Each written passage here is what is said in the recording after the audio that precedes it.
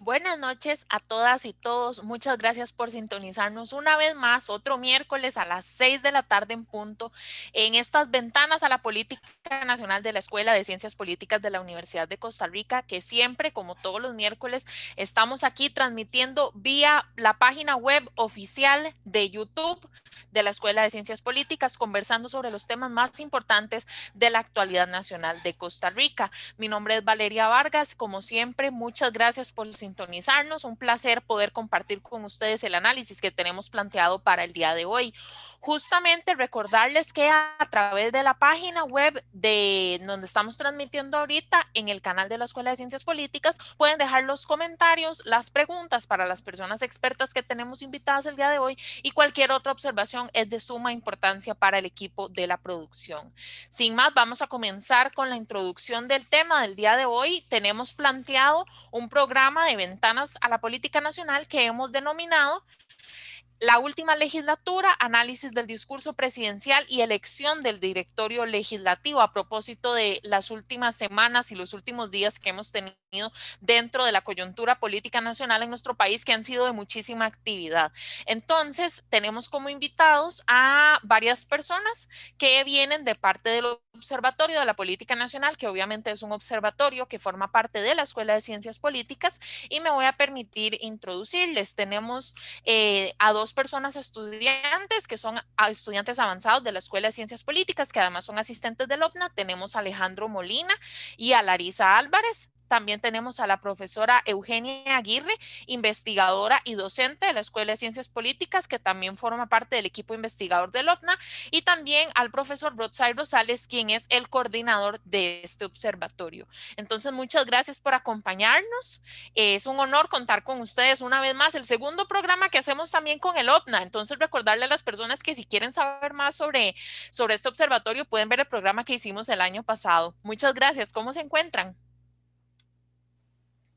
Muy bien, Valeria, muchas gracias por recibirnos en este espacio, con muchos temas que hablar hoy.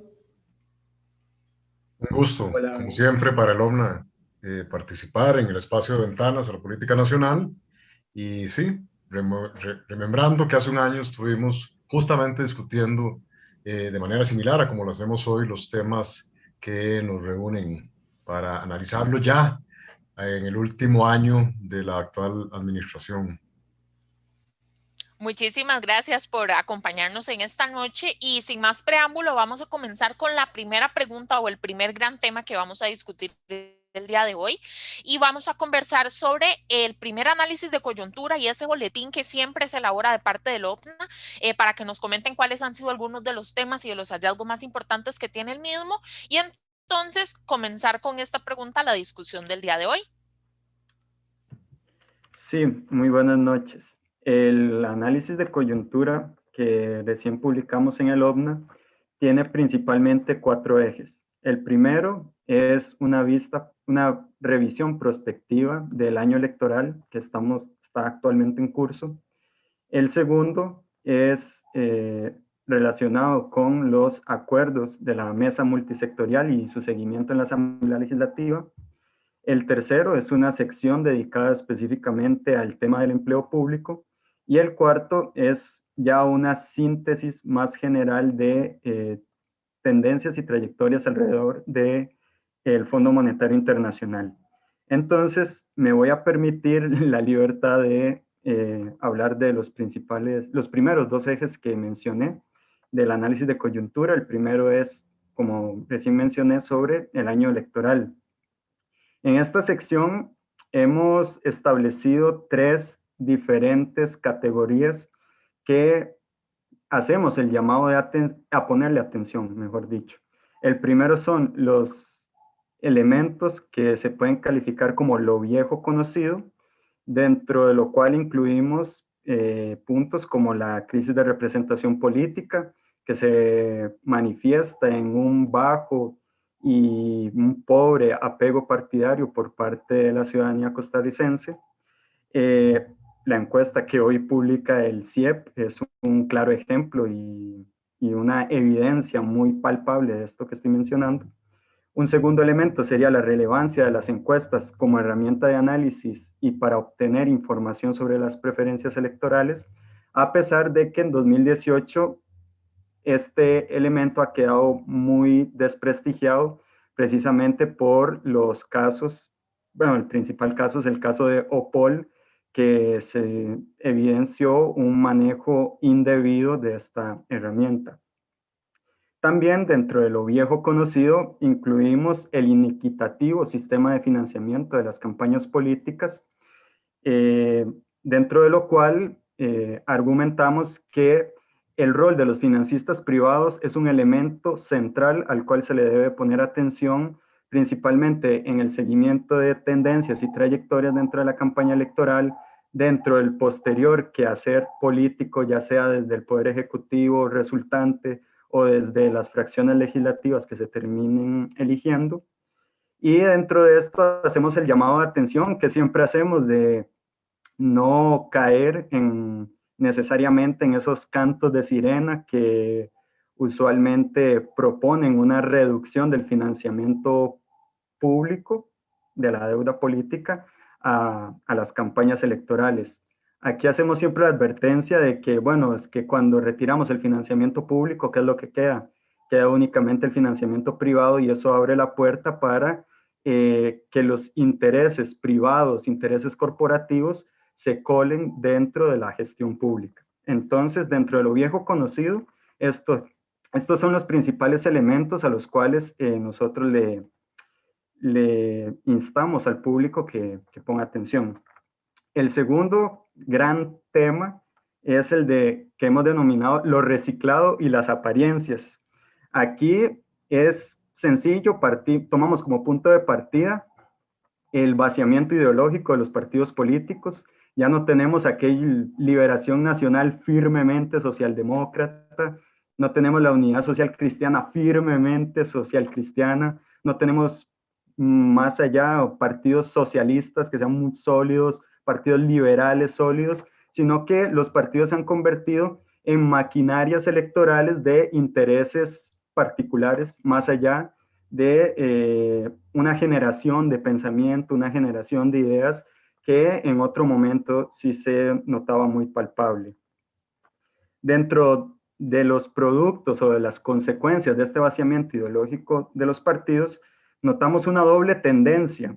El primero es el de los cacicazgos que hemos nombrado, o de los viejos jóvenes que intentan dar una imagen renovada aparentemente, por eso lo decimos las apariencias, una imagen renovada aparentemente, pero que perpetúan las mismas tendencias de la vieja política, entre comillas, y que por lo tanto llamamos viejos jóvenes, es decir, revestir lo viejo como si fuera nuevo, y una incapacidad tremenda de articular nuevas demandas de la sociedad, de nuevos movimientos sociales y de nuevas problemáticas que dentro de la esfera pública se posicionan cada vez más.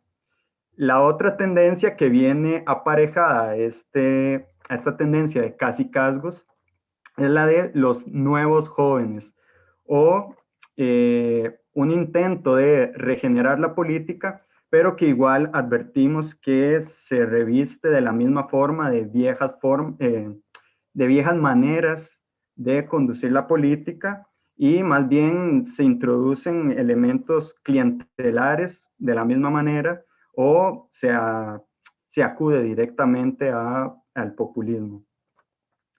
Dentro de esta tendencia, dentro de esta doble tendencia, advertimos esta posibilidad latente de que la campaña electoral se vuelva una vez más una disputa entre lo viejo conocido y lo nuevo por conocer, principalmente a partir de la decepción que ciertos sectores de la sociedad sienten hacia el Partido Acción Ciudadana como partido en su momento que se presentó como lo nuevo por conocer.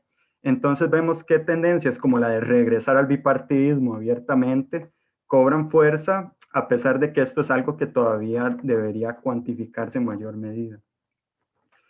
Dentro de lo último que incluimos dentro de lo reciclado y las apariencias son los partidos taxi o partidos franquicia, que, retomando una vez más, el tema del vaciamiento ideológico de los partidos, vemos que existen agrupaciones políticas que se vuelven básicamente un vehículo para que liderazgos personalistas se encumbren dentro de la campaña electoral y, bueno, tengan resultados electorales más favorables, o sea como un trampolín para llegar a lugares en los que partidos tradicionales no podrían llegar. También, paralelo a esto en los partidos evidentemente no tradicionales. En los partidos tradicionales más bien observamos tensiones a lo interno y algo que ha estado muy latente dentro de este proceso electoral que se avecina es la cuestión de la municipalización y el nuevo rol que los liderazgos locales adquieren en los partidos tradicionales. Para finalizar esta sección del año electoral, advertimos también una serie de elementos novedosos, como lo que es el renovado rol de los organismos financieros, como lo puede ser el FMI, o como lo puede ser una organización como la OCDE. El rol de estas organizaciones va a ser un tema que inevitablemente se va a posicionar en la campaña política y que en anteriores ocasiones no se había presentado al nivel que sí estamos pronosticando, a pesar de que el tema de la adhesión de Costa Rica a la OCDE no es algo de ayer, es algo que ya lleva varios años, pero que en la etapa que se encuentra sí advertimos que será un tema de mucha relevancia. Y evidentemente no podemos pasar por alto, dentro de los elementos novedosos del año electoral, la crisis del COVID. Los protocolos sanitarios parece que son algo que va a condicionar en mucha proporción el proceso electoral. Hemos visto como en partidos políticos, como en Liberación Nacional, hay criterios encontrados sobre qué hacer con los procesos internos, precisamente a raíz de la crisis del COVID, y criterios encontrados muy fuertes a este respecto. Y los demás partidos no tienen por qué ser la excepción, a pesar de que eso todavía está por mirarse. Bueno, yéndonos a América Latina, en medio de la crisis del COVID, ha habido procesos electorales más recientemente en Ecuador, en Perú, hubo elecciones en El Salvador, en Bolivia, ya yéndonos más atrás, y en muchos otros países. Entonces, bueno, ¿cuál va a ser la capacidad de adaptación de Costa Rica ante este fenómeno? Entonces, hasta aquí he expuesto así a grandes rasgos y de una manera muy resumida lo que es la sección del análisis de coyuntura sobre el año electoral. Ahora voy a proceder a hablar del seguimiento de los acuerdos de la mesa multisectorial, que es la segunda sección del análisis de coyuntura. A este respecto, el año pasado, en el último análisis de coyuntura que publicamos, le dedicamos bastante de esa publicación a los acuerdos de la mesa multisectorial, que si la memoria no me falla, acontecieron entre octubre y noviembre.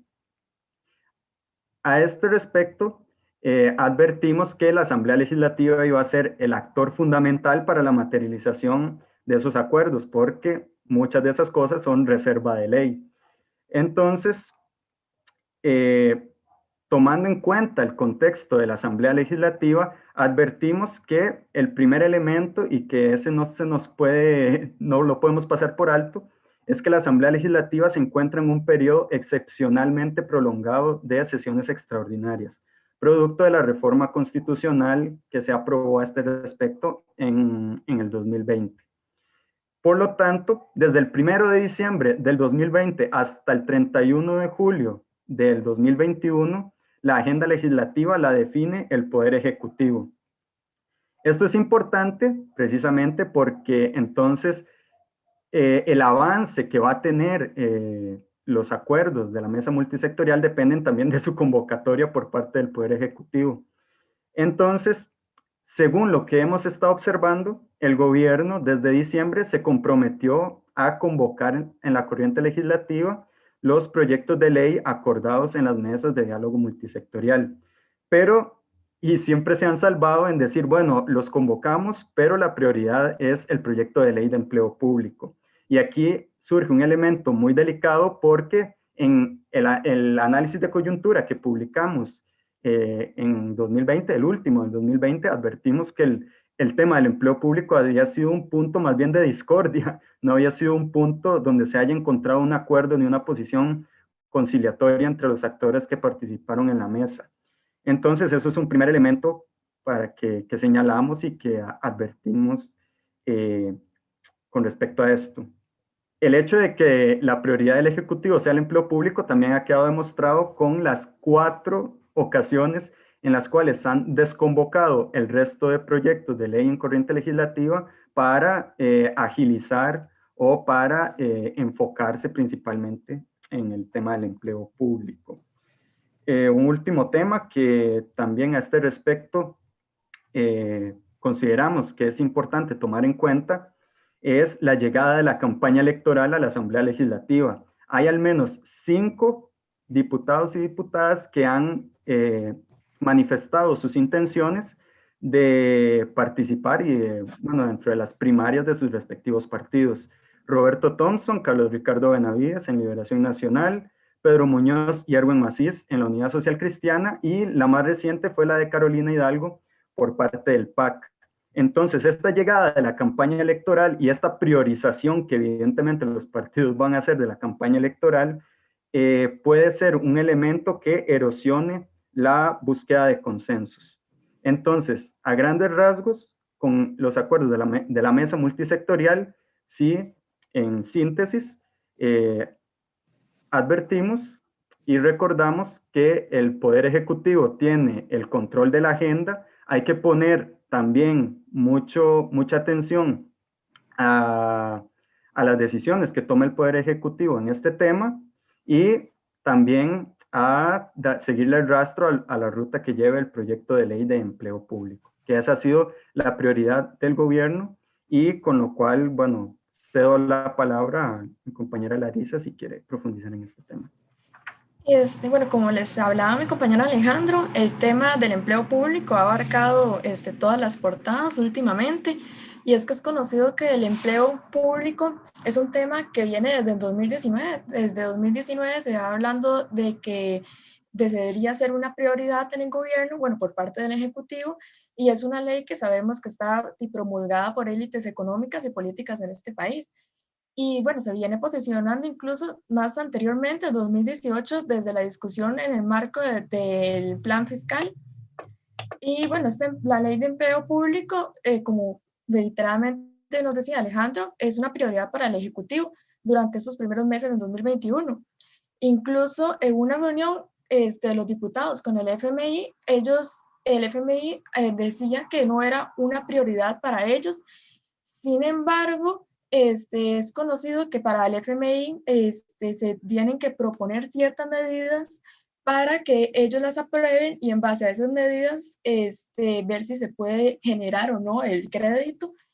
Ellos consideran si las medidas son suficientes o insuficientes, y bueno, es importante recordar que en enero de este año fue cuando el gobierno, el Ejecutivo, se reunió con el FMI y llegaron a un acuerdo técnico. Entonces puede ser que se pueda pensar que el empleo público tuvo que estar dentro de esos acuerdos, ya que los acuerdos, el acuerdo técnico que estuvo en enero no fue de conocimiento público.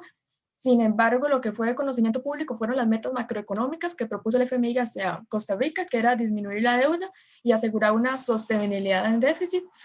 Entonces puede ser que esta gran presión del Ejecutivo hacia el Legislativo por el tema del empleo público, a pesar de que es conocido que este tema ha generado bastantes fricciones, es porque va en esa línea de negociación.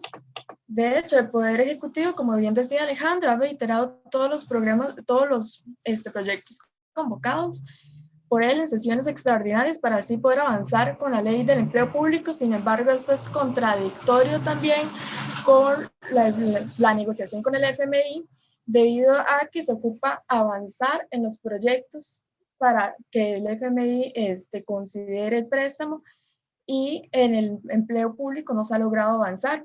También por los que les decía antes, genera mucho fricciones. Por ejemplo, el empleo público era uno de los pilares del gobierno tripartito, el gobierno entre PLN, el PUSC y el PAC, esta alianza. Sin embargo, lo que pasa o ha pasado es que se han hecho muchas críticas de la orientación ideológica del empleo público, de algunos vicios de inconstitucionalidad, también de la independencia de poderes o de la autonomía de instituciones descentralizadas. El empleo público ha tenido muchas críticas de lo que son municipalidades, de las universidades públicas, por lo mismo, por la cierta falta de transparencia en lo que es la descentralización o en los temas como autonomía o autonomía económica o en presupuesto, en contrataciones, etc. De hecho, bueno, lo que ha provocado, y es lo que nos decía Alejandro, es que como estamos entrando en campaña electoral, un tema que tal vez hace unos meses podría haber tenido más apoyos por ser un pilar de la unión entre el PAC y el PUSC y el PLN, ahora está perdiendo mucho apoyo y también, bueno, se le puede atribuir a lo que son las dinámicas propias del periodo de campaña electoral, ya que algunos actores, por lo que es apoyo, van a mostrar más interés o menos interés por el tema del empleo público, depende de cómo vean que se mueva la agenda y con ello ver si pueden apoyar o no sus candidaturas. Y bueno, a grandes rasgos, para terminar tal vez con este tema del empleo público, el proyecto se puede observar también como una continuación, y esto lo venimos diciendo desde hace varios análisis de coyuntura, de un proceso de reforma que se ha postergado por bastante tiempo, lo cual dio inicio también a lo que fue la ley de fortalecimiento de las finanzas públicas, ahora llega con el empleo público y con lo que es la negociación con el FMI, todos van dentro de la misma línea de gobierno. Y bueno, ¿esto dónde nos dejaría con la negociación del FMI? Y es que, bueno, como les decía antes, en enero se llegó al acuerdo técnico, bueno, lo que fue Elian Villegas, Pilar Garrido, Rodrigo Cubero, llegaron al acuerdo técnico con el FMI. El acuerdo técnico no se supo cuáles fueron, digamos, las propuestas del gobierno hacia el FMI, lo que sí se es conocido son lo que fue un servicio ampliado, y en servicio ampliado, bueno, se cambió de metodología, antes se estaba pidiendo un acuerdo stand-by, ahora se estaba pidiendo un acuerdo de servicio ampliado. Esto significa que en servicio ampliado implica hacer ajustes estructurales con más impacto y con un propósito de cumplir metas de mayor alcance en un plazo mayor. Entonces, y lo que era el acuerdo stand-by, que era en que se negociaba el año pasado, era un acuerdo con, por así decirlo, con metas de menor alcance, con ajustes estructurales de menor medida. Y bueno, ¿por qué se haría esto? No sabemos. Pero ya sabemos que se llegó a un acuerdo técnico, ya sabemos cuáles son las metas que propuso el FMI a Costa Rica y ya sabemos cuáles son los proyectos que está impulsando el gobierno. Entonces, lo que pasa ahora es que para llegar a este acuerdo es necesario, como decía bien Alejandro, avanzar en las medidas propuestas. Si no se avanzan en estas medidas, si no se logran conseguir en la Asamblea Legislativa, esto pone en riesgo lo que es el crédito con el FMI. Te ocupa avanzar también en otros proyectos significativos para las finanzas públicas, como es el aumento en el impuesto a casas de lujo, lo que es la implementación a la renta global, o un aporte de las empresas públicas de sus utilidades, perdón. Y bueno, no podemos avanzar si no se pasa del empleo público. Entonces, ahí está como la contradicción. Y bueno, por otra parte, para seguir con esto del FMI, en febrero, el Banco Mundial afirmó ver positivamente el esfuerzo del gobierno central de Costa Rica y el FMI por llegar a un acuerdo. Sin embargo, lo que son las aseguradoras de riesgo todavía muestran sus reticencias, sus preocupaciones, entonces todavía no están seguras. Y también del lado de la sociedad costarricense, y es muy fundamental porque lo venimos advirtiendo desde hace varios análisis de coyuntura, y es que las negociaciones con el FMI se perciben como negativas, se perciben con desconfianza, según datos de Sid Gallup, lo cual puede generar lo que son manifestaciones de diversa índole durante el proceso de aprobación final del acuerdo de empleo público o lo que es al final del acuerdo con el FMI. Incluso estas tensiones se pueden trasladar, como decíamos antes, al proceso electoral. Entonces, por eso advertimos que es de fundamental importancia poner la atención a cómo se va a ir desarrollando los acuerdos con el FMI. Y sí, creo que con esto terminaríamos lo que es el análisis de coyuntura. Muchísimas gracias a Alejandro y a Larisa por esta participación en la cual nos pusieron en evidencia todos esos importantes hallazgos de parte del Boletín de Análisis de Coyuntura de el OPNA, por supuesto. Bueno, también recordarle a Eugenia y a Rotzai que en cualquier momento que necesiten intervenir pueden hacerlo con total libertad. Siempre es una de las premisas de Ventanas, ¿verdad? El diálogo y estar participando constantemente. Vamos a pasar a un segundo tema que me parece fundamental dentro del trabajo que se realiza en el observatorio y por supuesto tiene que ver con el seguimiento que le dieron a la situación del sábado pasado, la elección del directorio del plenario legislativo, específicamente todo lo que sucedió el 1 de mayo. Entonces vamos a entrar también a discutir sobre este tema en particular. Muchas gracias, Valeria y Alejandro y a Larisa por esta magnífica antesala para el tema respecto a la elección del directorio. Al respecto, bueno, el tema de empleo público ha sido uno de los elementos centrales de los últimos meses en torno a la discusión legislativa y ha condicionado en parte los avances y los retrocesos y las negociaciones acontecidas en torno al 1 de mayo. Recordemos que no solo estábamos viviendo una coyuntura en torno a la ley de empleo público, sino también un conflicto muy amplio de la Asamblea Legislativa con instituciones externas al Congreso. Por ejemplo, el sector universitario, el sector municipal, respecto a las observaciones que Larisa nos hacía que tienen sobre el proyecto. Y vimos un retroceso muy importante en los acuerdos que se habían logrado parcialmente a través de mociones 137 del proyecto. Había como una expectativa de que el proyecto se aprobara antes del 1 de mayo, pero bueno, no se logró por un brote de COVID-19 y otras causales por ahí. Y además se le sumaron otros temas a la coyuntura, como toda la discusión y la denuncia de infiltración del narcotráfico en estructuras de gobierno local, ¿verdad? Con nexos inclusive legislativos. Y por supuesto, toda la discusión en torno a la posibilidad de hacer control político sobre esta materia, ¿verdad? Que terminó en la conformación de una comisión investigadora especial. El día antes del 1 de mayo, ya para terminar esta antesala, se dictaminó el proyecto de préstamo con el Fondo Monetario Internacional, es decir, cuando hablamos del dictamen de un proyecto de préstamo, quiere decir que estamos de acuerdo con recibir esos fondos, digamos, el Congreso da su aval, rectifica esta decisión país y entonces, pese a cualquier evento y antesala convulsa, vemos una agenda que continúa con la venia mayoritaria legislativa. Las candidaturas que conocimos en torno al 1 de mayo se fueron desarrollando conforme todos estos temas convivían en la agenda pública. Y en ese sentido es muy interesante volver a ver cómo se fraguan a lo interno las dos candidaturas que finalmente se enfrentan por la presidencia del Congreso el 1 de mayo. Recordemos que el 1 de mayo en sí mismo es una puesta en escena, ¿verdad? Todo lo que pasa antes para llegar ahí es lo realmente interesante. Y en el próximo boletín al respecto de este tema hacemos un recuento sobre estas construcciones y acuerdos parciales que nos llevaron a esa puesta en escena.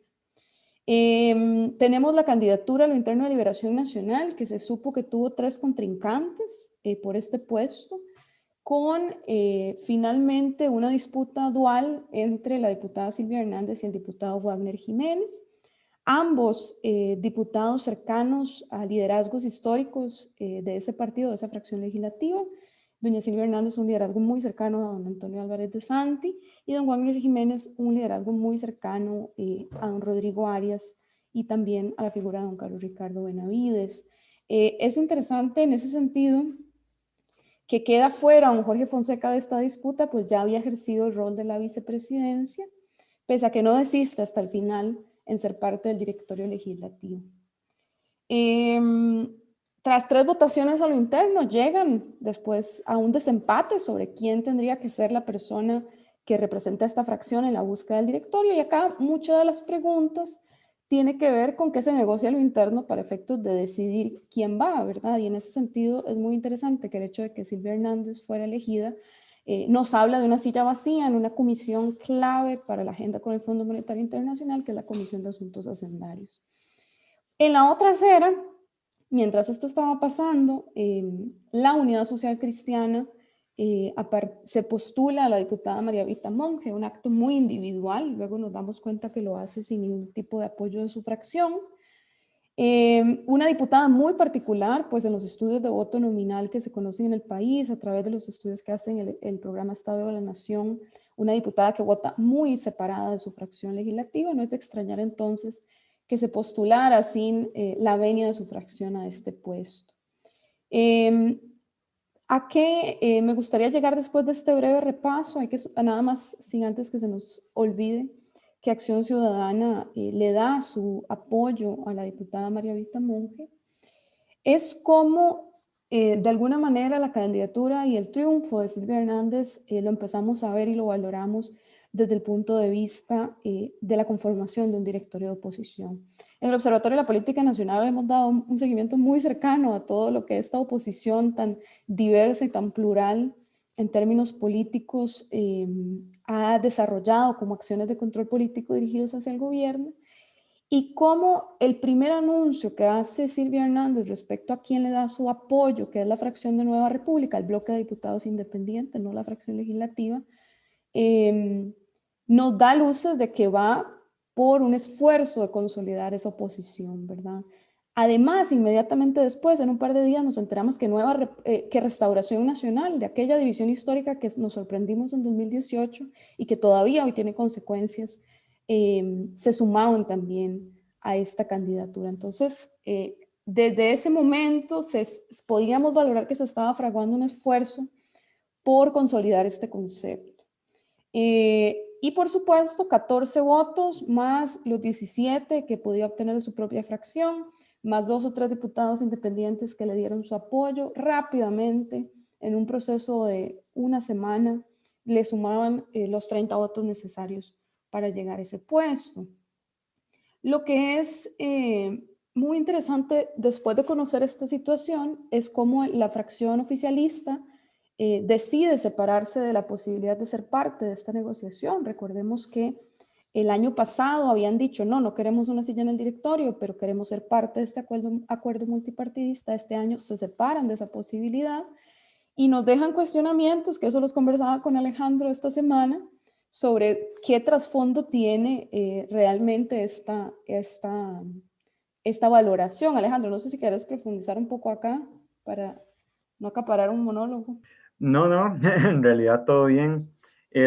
La idea que yo me estaba cuestionando era precisamente eso, porque si virtualmente ya Silvia Hernández tenía los votos necesarios para hacerse con la presidencia del directorio, el PAC decide apoyar a la candidata que se le estaba oponiendo, María Vita Monge.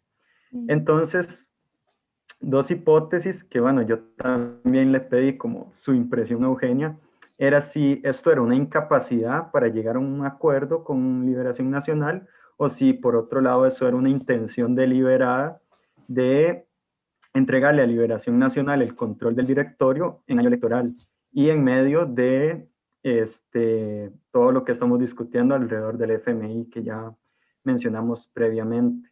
Lo que sí es bastante necesario de tomar en cuenta es la cuestión que mencionaba anteriormente de las sesiones extraordinarias tan prolongadas que estamos atravesando actualmente.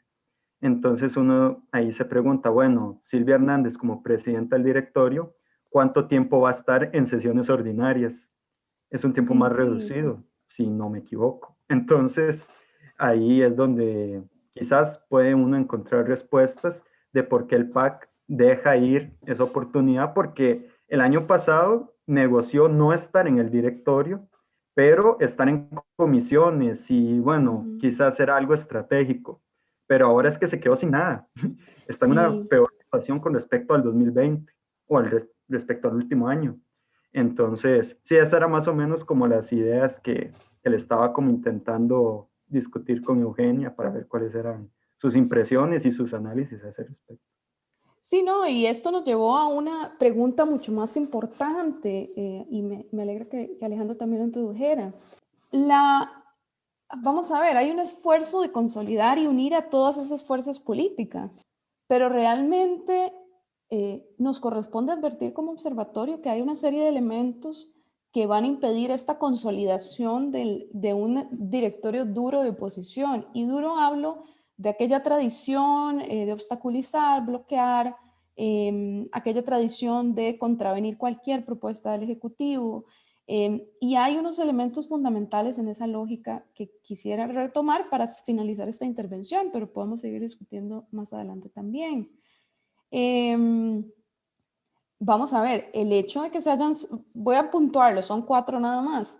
El hecho de que Restauración Nacional y el fabricismo, que está en este bloque independiente, se hayan sumado en el mismo barco, no quiere decir que los problemas entre esas fracciones se hayan acabado. Eso es importante decirlo, porque pese a que Silvia Hernández contó con los votos de del bloque fabricista para llegar a la presidencia, su vicepresidente, que es de Restauración Nacional, no obtuvo los mismos votos, es decir, fueron negados de parte de este bloque. Eso quiere decir que ahí puede ser que estén en el mismo barco con la diputada Hernández, pero no necesariamente quiere decir que van a actuar ni cerca de actuar en conjunto. Vamos a ver, el ímpetu y el ahínco y el esfuerzo con el que se habla de un bloque de oposición o se plantea después del 1 de mayo queda absolutamente desinflado por 3 meses donde la oposición no tiene cómo organizar la agenda legislativa, tiene que seguir con la agenda del Ejecutivo.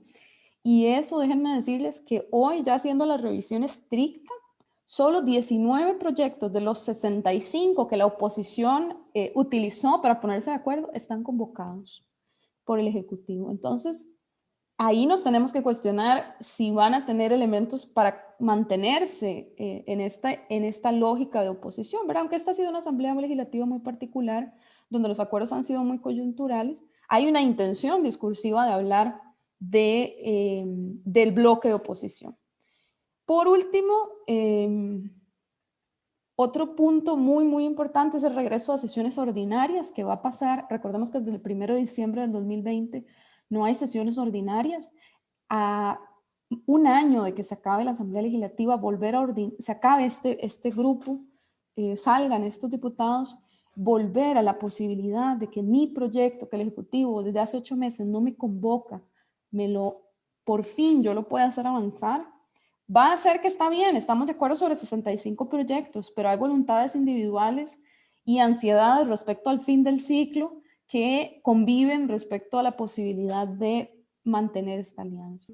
Ni hablar de las fragmentaciones internas propias de cada fracción política, ¿verdad? Y el mejor caso, y eso lo vamos a detallar con mucho más cuidado en el boletín, es el caso de la Unidad Social Cristiana, ¿verdad? Que es la postulación de María Evita Monge en este año, es su tercera derrota por la presidencia de la Asamblea Legislativa. Es un dato que se nos ha perdido, pero ahí en una tabla comparativa bien interesante pueden ustedes valorar cómo evoluciona el acceso al poder en el Congreso.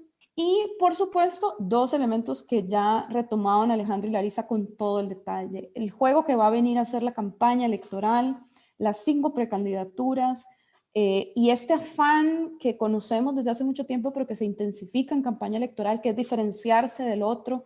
Yo soy diferente, yo soy el que propongo, yo soy el que apruebo cosas beneficiosas. Va a dominar muchísimo esa posibilidad.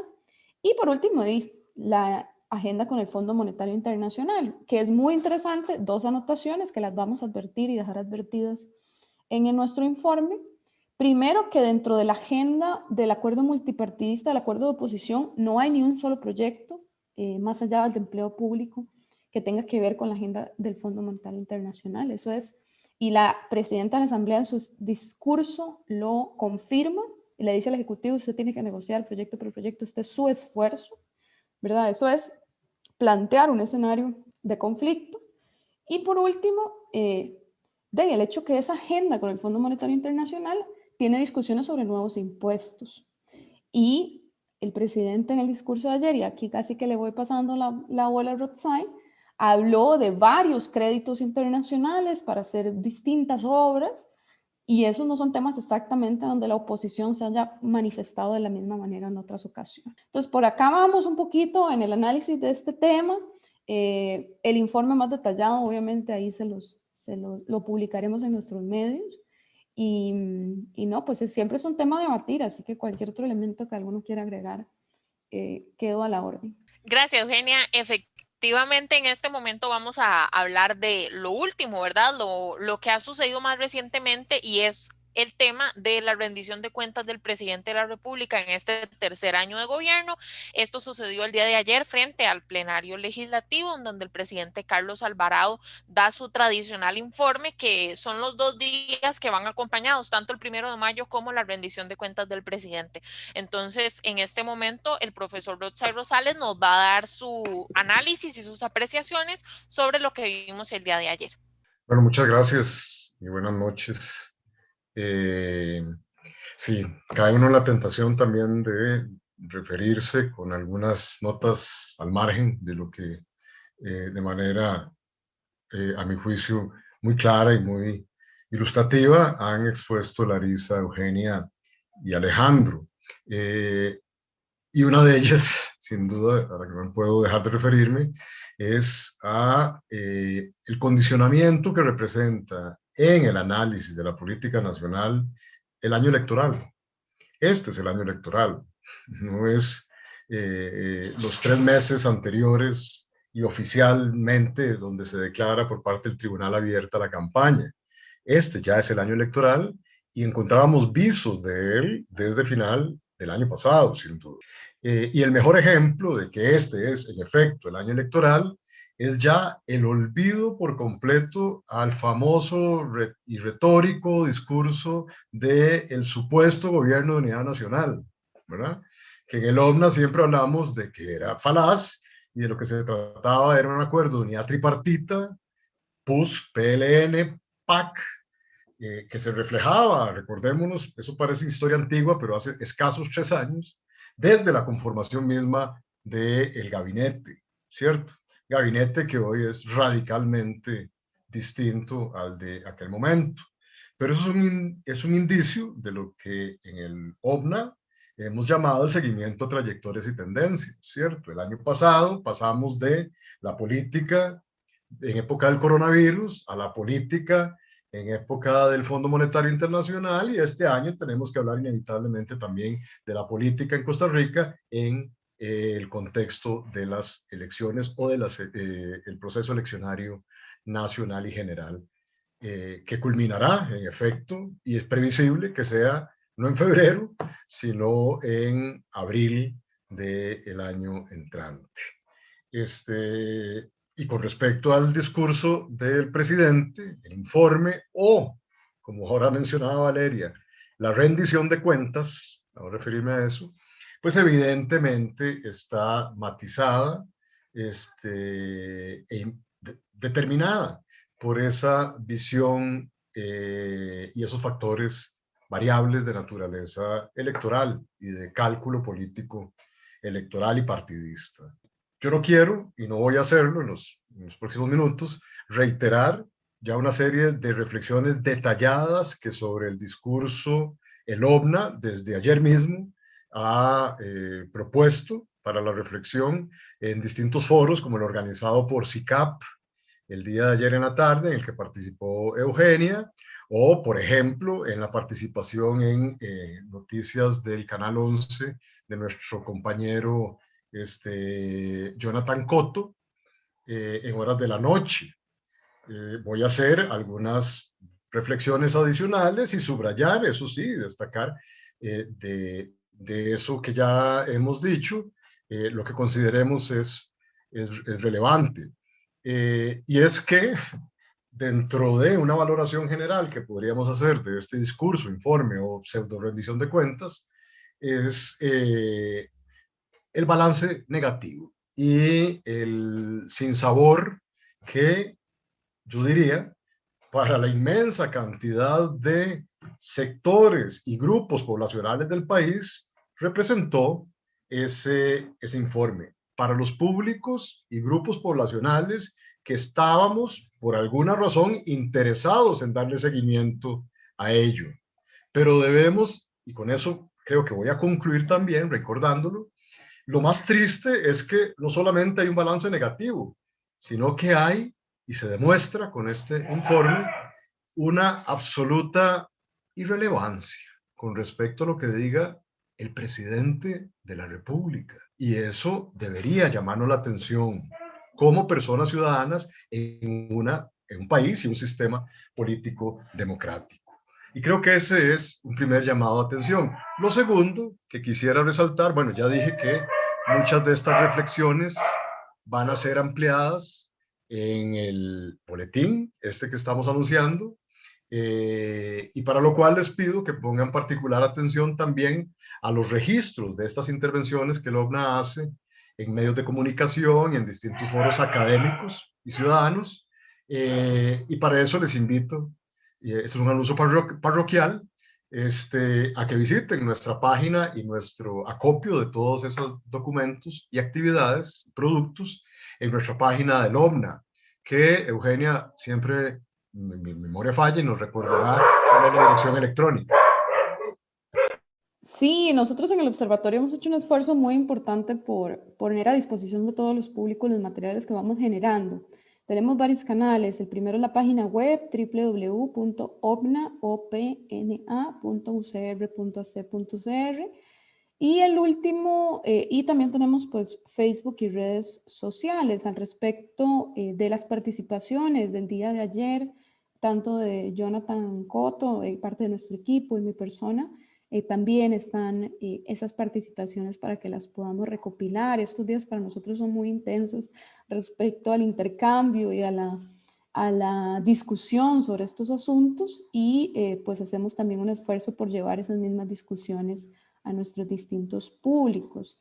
Me acuerdo que, bueno, en la entrevista de Jonathan hubo un amplio cuestionamiento al tema de la vacunación y si eventualmente fue, no sé a ustedes, Alejandro y Larisa, qué les pareció, si fue adecuadamente tratado el tema dentro del discurso, siendo una de las preocupaciones de la ciudadanía, y muy a la alerta de lo que hoy el CIEP nos dice sobre la baja en la confianza de los procesos de vacunación y la disposición de vacunarse.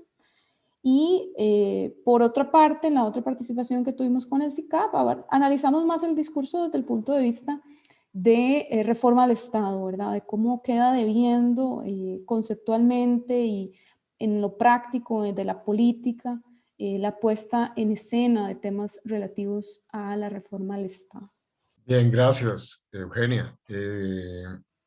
Siendo el observatorio, un proyecto, acordémonos, es bueno recordarlo, de la Vicerrectoría de la Escuela de Ciencias Políticas, pero adscrito a la Vicerrectoría de Acción Social, como un proyecto de extensión docente y cultural, pues no podemos dar, por supuesto, en ningún foro que nuestros públicos son exclusivamente personas estudiantes o académicas, ¿verdad? Sino que es toda la ciudadanía. Y por eso quiero rápidamente iniciar con un recordatorio que también el OCNA hizo el año pasado en la coyuntura del discurso presidencial y del 1 de mayo, la elección del directorio. Y es que esto que llamamos comúnmente como el informe presidencial, el mensaje o discurso del presidente del 1 de mayo, etcétera, etcétera, en realidad, constitucionalmente, se llama el estado político de la República y de los asuntos de la administración, ¿verdad? Y según nos dice la normativa jurídica nacional, debe cumplir con esos dos aspectos que se mencionan desde el título, ¿verdad? Analizar el estado político de la República y los asuntos de la administración. Esto significa que debe presentar el resultado de la gestión administrativa del Estado durante un periodo o coyuntura anual, o lo que llamamos una visión de luz corta, haciendo una analogía con los vehículos. Pero también, y esto no hay que olvidarlo, este estado político y de los asuntos de la administración debe mostrar una visión estratégica de cómo lo anterior se vincula con temas estructurales de mediano y largo plazo, o sea, la luz larga, ¿verdad? Por una parte, no tenemos que perder de vista entonces que el informe tiene que tener ese balance. Y segundo, y me parece todavía más importante, es que en las democracias contemporáneas, Costa Rica, estos informes o discursos presidenciales anuales también son considerados como un componente ineludible del ejercicio de, y ahora lo mencionaba Valeria, rendir cuentas ante las instancias de control horizontal, por ejemplo, los órganos públicos encargados de control político y administrativo del Estado o los otros poderes, pero también del control vertical. Nosotros, las personas ciudadanas, ejerciendo nuestro derecho a pedir y que nuestros representantes nos den cuentas sobre los asuntos políticos y más relevantes del país. La rendición de cuentas, entonces, en sentido fuerte, no se trata simplemente de hacer un inventario taxativo de todo lo bueno que se ha hecho en ese periodo, como lamentablemente ha sido interpretado en nuestro país, sino principalmente, se trata de fundamentar con buenas razones y evidencia empírica suficiente el por qué no se ha hecho lo que se prometió hacer y lo que está obligado a hacer un gobierno con los recursos que aportamos todas las personas ciudadanas del país, ¿verdad? Entonces, desde estas dos grandes dimensiones, el año pasado, el discurso del presidente Carlos Alvarado, advertimos, fue un informe que no rindió cuentas y que, a pesar de una sección sucinta de algunos logros, se quedó en la generalidad y la abstracción de la luz larga, ¿verdad? Y creo que esta última falencia también se reitera, desgraciadamente, en este informe, que no ha sido, aunque tiene mayores dosis, de una rendición de cuentas. Y ahí es donde quiero empezar a resaltar dos aspectos, o tres, que me parecen positivos dentro de, repito, el balance general negativo que ha dejado el discurso presidencial.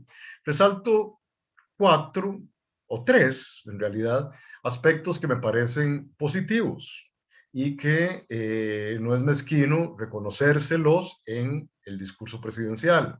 Uno, por extraño que parezca y doloroso que sea, es el siguiente, y es la reaparición pública del presidente de la República, ¿sí? Aunque parezca mentira. ¿Desde hace cuánto no sabíamos del presidente? Cada vez sus apariciones son más esporádicas, espasmódicas, hasta cierto punto, ¿verdad? Es un mandatario que, contrario a nuestra tradición democrática, en los últimos tiempos, por lo menos, hablo del último, quizás meses y años, ha permanecido cada vez más oculto, capturado en su claustro, no sé si será en presidencia, ausente, abandonado hasta por sus copartidarios, ¿no es cierto? Decorativo, y hasta cierto punto, por supuesto, capturado por los poderes que llamamos los poderes fácticos.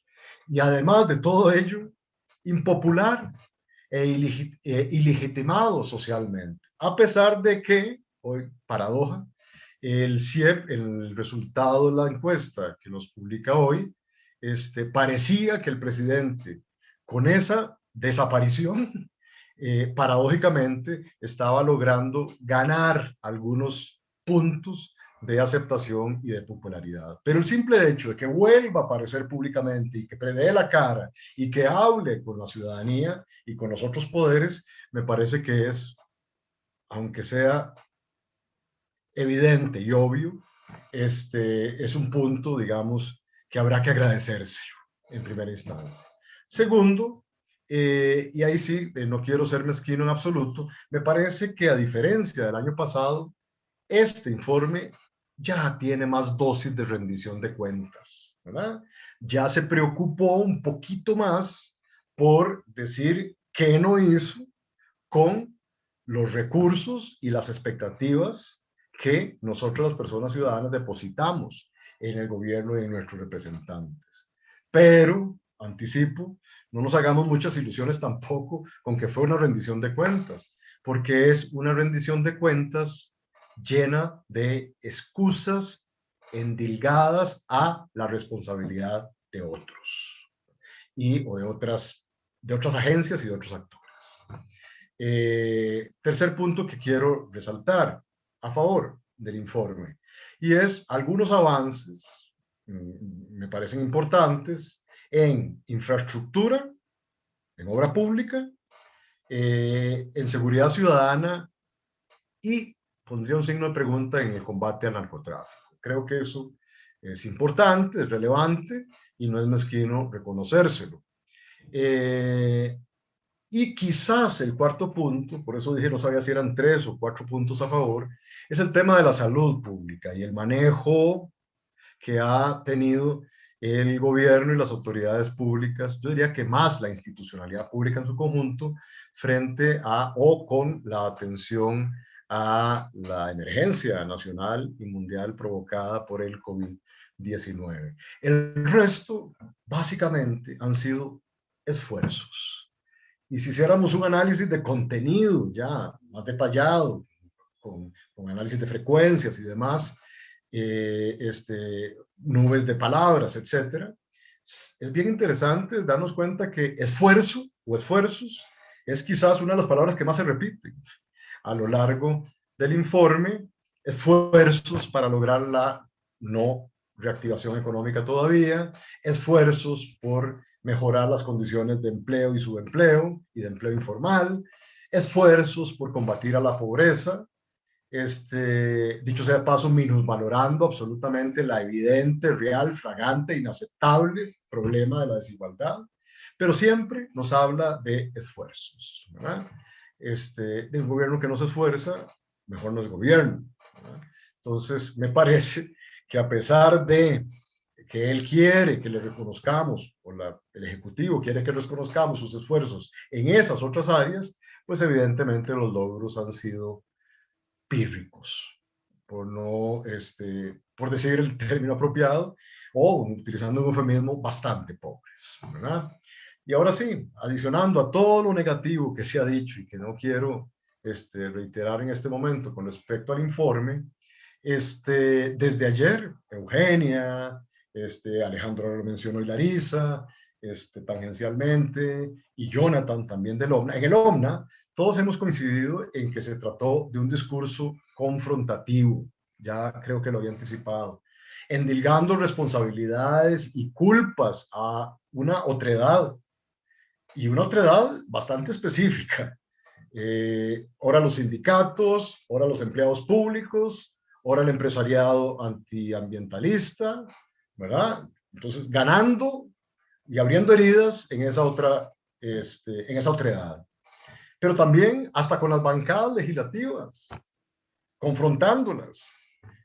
Bancadas que, como dijo Eugenia, también son indispensables, y lo mencionó Alejandro Larisa, son indispensables para el logro de algunos propósitos estratégicos. De acuerdo con su visión de país, como la profundización del corporativismo que ya ha sido característico en estos últimos 3 años en sus políticas públicas, indispensables para seguir profundizando también el corte de tipo populista empresarial que ha tenido el país en estos últimos años y fundamentalmente la administración Alvarado Quesada. Y también es vital esas bancadas para aprobar la agenda casi única y prioritaria en donde todos parecen coincidir, que es dejar el gobierno y las políticas públicas de mediano y largo plazo en manos de los organismos financieros internacionales, del FMI, de la OCDE y de las transnacionales y sus representantes criollos. Pero hasta en eso, hay que decirlo, también fue contradictorio en su discurso, porque si siguiera en efecto todas las recetas de esos organismos financieros internacionales y las recomendaciones del sistema internacional, debería, por ejemplo, atender las sugerencias del propio Banco Mundial, del Fondo Monetario Internacional, del PNUD y de la CEPAL, que ha dicho que la situación en los países pobres como el nuestro, en las condiciones de pandemia, lo que se necesita ineludiblemente, inevitablemente, es que los más ricos contribuyan solidariamente para atenuar los problemas específicos de salud pública y el agravamiento de problemas como la pobreza, el desempleo y la desigualdad.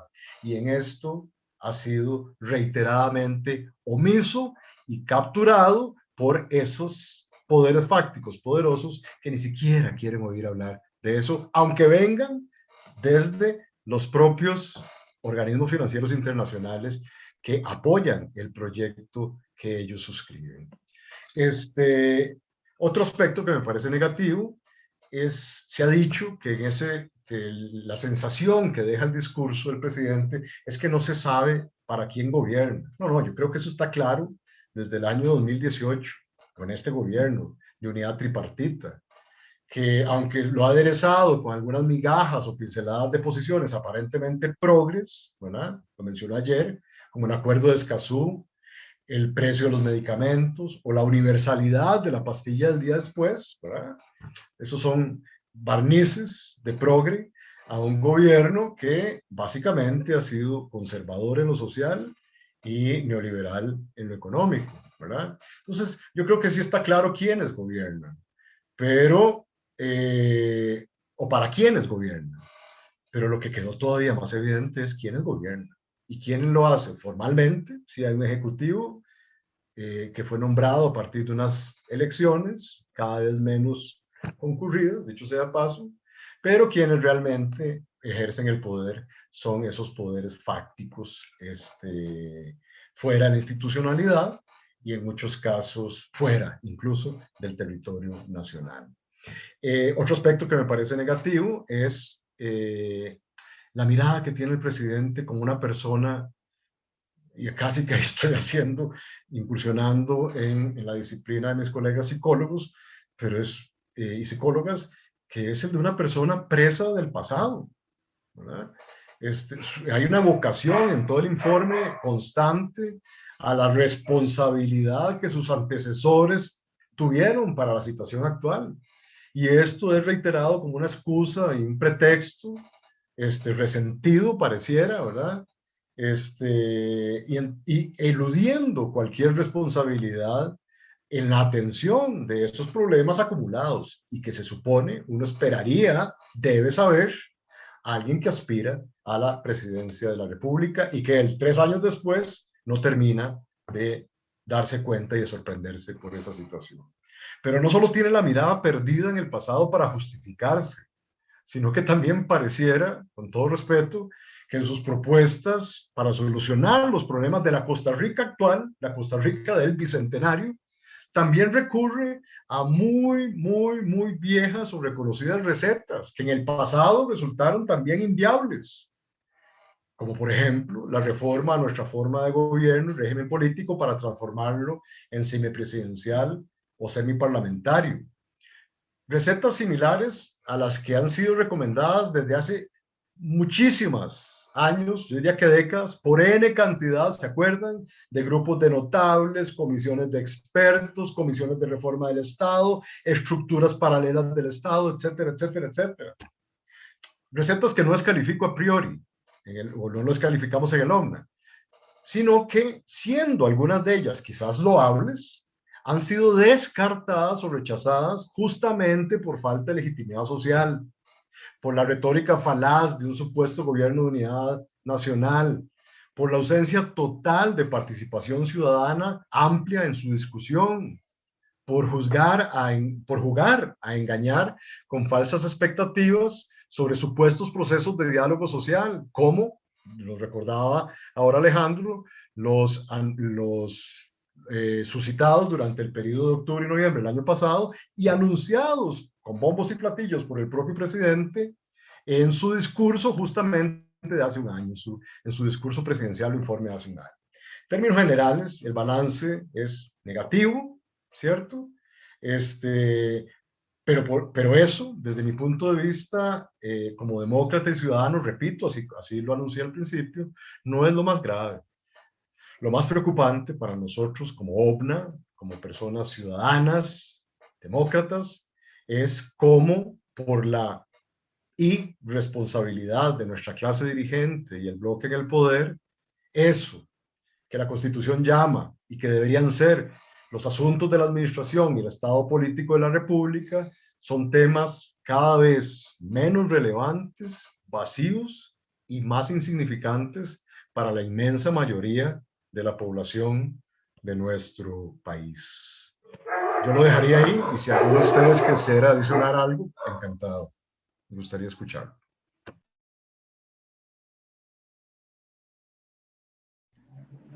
Sí, tal vez ahí con lo que nos preguntaba antes Eugenia de las vacunas, en el discurso se retoma bastante lo que es el tema de las vacunas. Sin embargo, también como decía el profe Botzai, se habla de la otredad. Entonces se habla de que por qué en proceso de vacunas no ha ido al nivel que debería ir y se dice que es culpa del sistema internacional, de que, bueno, que los países grandes han obtenido la mayor cantidad de vacunas, que es un problema real, pero también es parte de la misma retórica del discurso, de los problemas son por culpa de los sindicatos, son por culpa del sistema internacional, son por culpa de, bueno, del que sea de turno. Sí, añadido a eso, a mí a veces me genera como, no sé, me resulta un poco chistoso escuchar al presidente hablar del acaparamiento de vacunas por parte de los países de mayor ingreso cuando Costa Rica ha votado en la Organización Mundial del Comercio en contra de liberar las patentes de esas mismas vacunas. Entonces, parece ser como, de ahí no sé, con una mano hago una cosa, con la otra hago la otra. O, valga la redundancia. Yo sí quería Sí, lo que ha decir, sido consistente y nos revela este gobierno, ojo que reímos por no llorar, no queremos ser irrespetuosos, realmente nos preocupa esta situación y queremos relevarlo así públicamente. Este informe lo que releva es la enorme contradicción que hay entre el discurso y la retórica de las autoridades y de la clase en el poder, el bloque en el poder, y su clase dirigente, la clase política, llaman algunos, con respecto a las acciones concretas, ¿verdad? Y eso sí es irrespetuoso. Subestimar la inteligencia y la capacidad ciudadana de hacernos un juicio objetivo a partir de los hechos y de las vivencias cotidianas que tenemos como personas y con nuestras familias. Y me parece que esa sensibilidad definitivamente ha estado ausente en este ejecutivo y en este mandatario ausente, ¿verdad? Que reapareció ayer. No, y no quiero dejar de reivindicar la crítica y el reclamo del gremio periodístico, ¿verdad? Gremio que además convive con nosotros en facultad, sobre el hecho de que hace más de un año no hay una conferencia de prensa después del Consejo de Gobierno, ¿verdad? Los famosos días martes a las 11 de la mañana, históricamente convocadas para efectos de conocer los acuerdos del Consejo de Gobierno, ministros y ministras. Entonces quería dejar esa anotación ahí porque me parece un reclamo que es democracia, hay que dejar y repetir e insistir al respecto. Claro, y que es un indicador, Eugenia y compañeras y compañeros, de esa ausencia, ¿verdad? Y de la pregunta, el interrogante de que no solo para quién gobierna, sino quién realmente está gobernando en este país, ¿verdad? ¿Para qué van a hacer conferencias de prensa si no hay nada que decir? ¿Verdad? Entonces, es preocupante, realmente es muy preocupante. Muchísimas sí, ya sé. gracias. Perdón, Alejandro, ya le voy a dar la palabra. Es que primero, antes de hacer la pregunta de cierre, bueno, primero agradecerles, ¿verdad?, por la intervención y además porque hay saludos en redes sociales, entonces también me voy a permitir leerlos. La profesora Jimena Alvarenga, que está conectada en la transmisión, que le manda saludos a todo el equipo del OPNA. También está el colega politólogo, que fue compañero de Eugenia y mío, por cierto, Moisés Mora, que también está conectado viendo la transmisión. Y entonces, básicamente, ya con esto estaríamos entrando a la etapa de conclusiones de nuestro programa. Me voy a permitir hacerles una última pregunta en estos minutos de finalización, una pregunta muy general de cierre. Cualquier persona puede referirse a ella y básicamente es que nos gustaría saber cómo desde el OPNA ustedes analizan y visualizan cuáles son algunas de esas prioridades que tenemos en este último año de gobierno. Sabemos que en año electoral todo hay que leerse en esa clave y que muchas veces este último año de gobierno a nivel en la Asamblea Legislativa se trata como muy tranquilo. Ya muchos diputados y diputadas están pensando en la campaña y en ese famoso término que conocemos de los proyectos chayote, ¿verdad? ¿Esto podría propiciar que los acuerdos se construyan más fácilmente o definitivamente se viene cuesta arriba nuevamente para el gobierno de Carlos Alvarado? Sí, sí, eso último es la clave, digamos, el hecho de que, y eso lo mencionaba yo anteriormente, de que el hecho de que la campaña electoral haya llegado y ya se haya metido de lleno en la Asamblea Legislativa con la cantidad de precandidaturas que hay en las diferentes fracciones, eso sí erosiona la capacidad de llegar a acuerdos. Y sabemos que, bueno, los temas pesados, los temas, ponerle entre comillas, los temas de verdad requieren un nivel de consenso muy elevado. Preguntaba que, bueno, ¿cuáles son los temas que tenemos que ponerle atención? Bueno, yo creo que el país, producto de problemas estructurales que se vinieron a intensificar con la llegada del COVID, pues hay mucho de dónde agarrar y hay mucho de dónde trabajar y mucho a lo cual ponerle atención. Yo quería hablar un poco, bueno, sobre la cuestión del desempleo, que bueno, es un tema que, por ejemplo, la diputada, ahora presidenta Silvia Hernández, cuando dio su discurso después del presidente, se lo reclamó, o sea, le reclamó una inacción total y absoluta, a pesar de que el presidente ha manejado este discurso de que, bueno, veníamos haciendo las cosas bien, pero la pandemia lo arruinó todo, y es algo abiertamente falso. Antes de la llegada de la pandemia, el desempleo era un problema estructural y un problema latente que la población en distintos estudios de opinión siempre colocaba en los primeros lugares, si no en el primero de sus preocupaciones. Y ha manejado este mismo discurso también con las finanzas públicas. Menciona siempre, bueno, es que, y ayer lo volvió a repetir, es que veníamos haciendo un buen manejo, pero bueno, con la pandemia todo se arruinó. Principalmente su buen manejo, escudándose en la reforma fiscal del 2018. Pero aquí volvemos a decir nuevamente, aún antes de la pandemia, el problema de las finanzas públicas ya incluso se planteaba la interrogante de la suficiencia o la insuficiencia de esa reforma para paliar el tema del déficit fiscal y a un costo social muy alto. Entonces, por esos dos temas yo sí rescato, bueno, el presidente tiene este discurso, pero la realidad parece que lo contradice. Y retornando un poco al desempleo, él mencionaba, bueno, es que el golpe al sector turismo ha sido letal para nuestros esfuerzos de contener el desempleo, pero uno dice, bueno, es que eso suena más excusa que otra cosa. Es decir, evidentemente hay un sector que está muy, muy golpeado, producto de las restricciones y producto de todas las medidas sanitarias que se han tenido que implementar en el último año y 2 meses, ya casi. Pero entonces, bueno, ¿cuáles son las alternativas? ¿Cuáles son las alternativas que se están poniendo sobre la mesa a esta población que bueno, que se dedica y que depende del turismo y que, bueno, en este momento, bueno, están viendo muy afectado producto de lo que ha estado sucediendo? Y yo creo que eso tiene que ver con fallas estructurales, que en eso sí podemos salvar al presidente, que no es algo solamente culpa de él, pero bueno, ¿cuál es su acción? O sea, ¿cuáles son sus decisiones y cuáles son sus alternativas que ha puesto sobre la mesa para estos problemas?